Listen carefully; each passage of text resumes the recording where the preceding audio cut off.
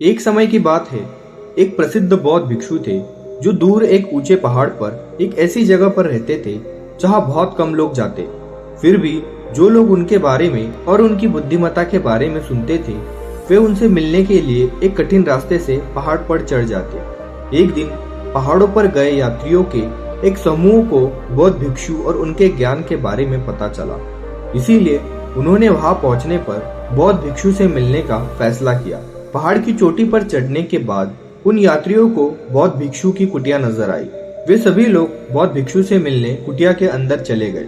सभी ने बौद्ध भिक्षु को प्रणाम किया। उनमें से प्रत्येक व्यक्ति अपनी समस्याओं के बारे में बात करना चाहता था और उसका समाधान पूछना चाहता था। इसीलिए वे आपस में लड़ने लगे कि पहले कौन पूछेगा। उन्होंने आपस में लड़ना शुरू कर दिया और जोर जोर से चिल्लाने लगे। उनमें से हर एक व्यक्ति कह रहा था कि उसकी समस्या सबसे बड़ी है और उसे पहले बौद्ध भिक्षु से बात करने की जरूरत है। बौद्ध भिक्षु ने कुछ देर तक उन सभी को लड़ते देखा और उन्हें कोई निर्णय नहीं लेते देख वे चिल्लाए, चुप हो जाओ। सभी लोग तुरंत चुप हो गए। तब बौद्ध भिक्षु ने कहा, मेरे पास एक उपाय है। आप सब जमीन पर एक घेरे में बैठ जाएं और प्रतीक्षा करें। यह कहकर बौद्ध भिक्षु अपनी कुटिया में चले गए और अपने साथ कुछ कागज, कलम और एक कटोरी लेकर आए। बौद्ध भिक्षु ने सभी को एक कागज का टुकड़ा और एक कलम दी और बीच में एक कटोरा रख दिया।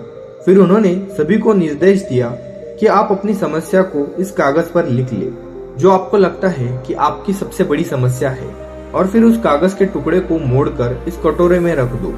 सभी ने अपनी अपनी समस्या लिखना शुरू कर दिया और जब सभी ने लिखना समाप्त कर दिया तो उन्होंने अपने कागज के टुकड़े को कटोरे में रख दिया। फिर बौद्ध भिक्षु ने वह कटोरा उठाया और उस कटोरे को हिलाकर उन सभी कागजों के टुकड़े को मिला दिया।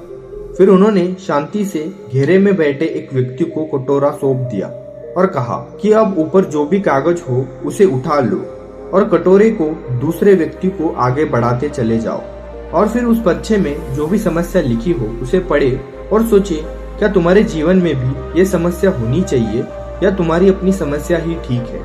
उनमें से सभी ने एक एक करके एक पेपर निकाला और एक दूसरे की समस्या को पढ़ना शुरू किया। जब वे दूसरों की समस्या पढ़ रहे थे तो वे डर गए और अंत में इस निर्णय पर पहुंचे कि उनकी समस्या उतनी बड़ी नहीं है जितनी अन्य व्यक्ति की समस्या है।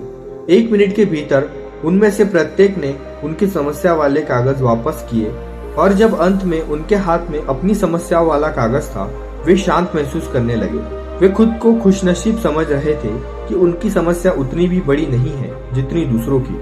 उन्होंने बौद्ध भिक्षु को धन्यवाद दिया और अपने रास्ते चले गए। दोस्तों, हमारे जीवन में हम सभी सोचते हैं कि हमारी समस्या सबसे बड़ी है, लेकिन अगर हम दूसरों की समस्याओं को देखें तो हमारी समस्या हमें छोटी लगने लगेगी। हम जीवन में हमारी समस्याओं को लेकर काफी शिकायत करते रहते हैं और हमें लगता है हमारी समस्या सबसे बड़ी है, लेकिन वास्तव में इस दुनिया में ऐसा कोई भी नहीं है जिसके जीवन में कोई समस्या नहीं है। समस्याएं हमारे जीवन का हिस्सा है। अगर हमारे जीवन में कोई समस्या नहीं है तो हम खुशी कैसे महसूस कर सकते हैं। इसीलिए हमें समस्याओं से डरने की बजाय उसका सामना करने की कोशिश करनी चाहिए, क्योंकि किसी समस्या से बचने का सबसे अच्छा तरीका है उसे हल करना।